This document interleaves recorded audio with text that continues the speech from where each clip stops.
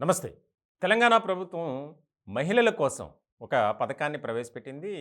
దానిలో భాగంగానే రాష్ట్రంలో ఉన్నటువంటి మహిళలంతా ఆర్టీసీ బస్సుల్లో ఉచితంగా ప్రయాణం చేయొచ్చు. పల్లె వెలుగు అలాగే ఎక్స్‌ప్రెస్ ఈ 2 సర్వీసులకు సంబంధించి ప్రభుత్వం అనుమతినిచ్చింది. ఇలాంటి సందర్భంలో ఒక ఆసక్తికరమైనటువంటి సంఘటనే అని చెప్పాలి. కొంతమంది మహిళలు బస్సెక్కి వారికి జీరో టికెట్ ఇవ్వటానికి ప్రయత్నం చేస్తుంటే, మాకు వద్దు, మేము డబ్బులు పెట్టి టికెట్ తీసుకుంటాం అని చెప్పి అన్నారట. చాలా ఇంట్రెస్టింగ్ అయినటువంటి టాపిక్‌గా ఇది ఇప్పుడు ప్రస్తుతానికి మారింది. అదేంటంటే, ఖమ్మం జిల్లాలో వెంకటపాలెం అని ఒక గ్రామంలో ఉన్నటువంటి జిల్లా పరిషత్ హై స్కూల్‌లో కొంతమంది మహిళా ఉద్యోగులున్నారు. టీచర్స్‌తో పాటు బోధనేతర సిబ్బంది కూడా. వారంతా ఒక నిర్ణయం తీసుకున్నారట. దీనివల్ల అంటే ఈ ఫ్రీ బస్ అనేది కొన్ని వర్గాల మహిళలు ఉపయోగించుకుంటే బాగుంటుంది. ఎవరైతే ఉద్యోగాలు చేస్తూ ఉన్నత స్థాయిలో ఉన్నవారు దాన్ని ఎంకరేజ్ చేయొద్దు. అంటే ప్రభుత్వం ప్రవేశపెట్టింది పథకం మంచిదే. కానీ అంటే మనం డబ్బులు పెట్టి టికెట్ తీసుకుంటే దాని ద్వారా ఆర్టీసీకి ఆదాయం వస్తుంది. అలాగే మిగిలిన వారికి ఒక ఉపాధి దొరుకుతుంది. ముఖ్యంగా ఈ ఆర్టీసీ బస్సుల్లో ఫ్రీ అన్న అప్పటినుంచి ఆటో డ్రైవర్లు రాష్ట్ర వ్యాప్తంగా ఆందోళన చేస్తున్నారు. ఎందుకనంటే ఎక్కడ చూసినా ఎక్కువగా ఉదయం నుంచి సాయంత్రం వరకు మహిళలు ప్రయాణాలు ఎక్కువగా ఉంటాయి ఎక్కడైనా సరే. ఇలాంటి సందర్భంలో సరైన సమయానికి బస్సు రాకపోతే వారు ఆశ్రయించేది ఆటోలనే.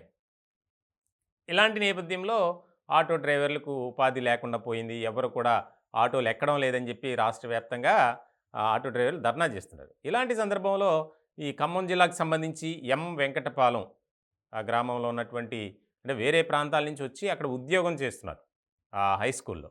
అలాంటి వారంతా ఈ నిర్ణయం తీసుకోవడం, ఇదంతా క్షణాల్లో వైరల్ అవ్వటం, అట్లాగే వీరు ఒక సోషల్ మీడియాలో ఒక గ్రూప్‌ని క్రియేట్ చేసి దాని ద్వారా రాష్ట్రంలో ఉన్నటువంటి అందరికీ ఒక సందేశాన్ని పంపించారు. అదేంటంటే ఎవరైతే ప్రభుత్వ ఉద్యోగులు ఉన్నారో, అలాగే ప్రైవేట్ సంస్థలో కూడా ఉన్నత స్థాయిలో ఉన్నవారు ఆర్టీసీ బస్సులను ఆశ్రయించి రోజు దూర ప్రాంతం నుంచి వచ్చేవారు ఉంటారు కాబట్టి, వారంతా టికెట్లు తీసుకోండి డబ్బులు పెట్టి. దానివల్ల ప్రభుత్వానికి మనం సహకరించిన వాళ్ళం అవుతాం. అలాగే ఆ ఆదాయం ద్వారా వేరే వారికి కూడా ఉపాధి దొరికే పరిస్థితి వస్తుంది. కాబట్టి ఈ అంశాన్ని కొద్దిగా పరిశీలించండి అని ఆ టీచర్స్ అంతా అందరినీ మెసేజ్ ద్వారా అలర్ట్ చేస్తున్నారంట. ఇది వాస్తవానికి శుభ పరిణామమే. దీన్ని రాష్ట్ర వ్యాప్తంగా ఉన్నటువంటి ప్రభుత్వ ఉద్యోగులు చాలామంది లక్షల్లో ఉన్నారు కాబట్టి మహిళలు, వారు ఏ విధంగా తీసుకుంటారు? వీరిని ఆదర్శంగా తీసుకొని ముందుకు వెళ్తే చాలా వరకు రాష్ట్ర ప్రభుత్వానికి ఆదాయం వస్తుంది. అలాగే మిగిలిన వర్గాలు ముఖ్యంగా ఆటో డ్రైవర్లకు కూడా ఉపాధి దొరుకుతుంది. ఆ డబ్బుల ద్వారా ఆటో డ్రైవర్లను ఆదుకోండి అని కూడా ప్రభుత్వానికి ఒక మెసేజ్ ఇచ్చారు వీళ్ళు. చాలా ఇంట్రెస్టింగ్ అయినటువంటి అంశంగా మనం ఇది చూడాలి.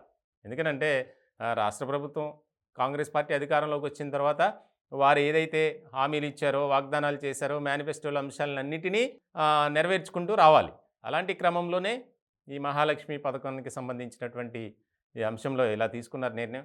ఈ మహిళలు మాత్రం ఈ ఉద్యోగినులు నిజంగా వారికి హ్యాట్సాపే చెప్పాలి. ఎందుకనంటే రాష్ట్ర వ్యాప్తంగా ఎంతోమంది మహిళా ఉద్యోగులు ఉన్నారు. వారు టికెట్ విషయంలో డబ్బులు ఇచ్చి టికెట్ తీసుకుంటే దానివల్ల ఉపయోగం ఉంటుంది అనే సందేశాన్ని బయటికి పంపించారు. ఇది వైరల్ అవుతుంది. ఎంతవరకు దీన్ని పాజిటివ్‌గా తీసుకుంటారో చూడాలి.